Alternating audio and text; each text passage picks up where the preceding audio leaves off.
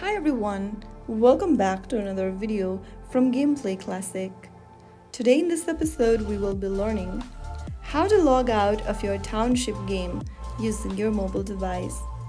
If you want to log out or sign out of Township, first of all open up the Township game on your device and make sure that you're inside this main gameplay screen. After you're in the home page, go to the top right corner and tap on the menu button. In the pop-up, click on the gear button. This will open up the settings menu where you'll need to tap on Save Progress.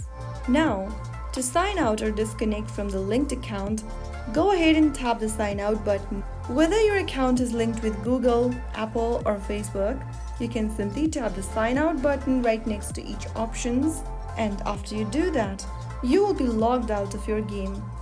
And that's it. Now you know how to log out of Township safely and easily.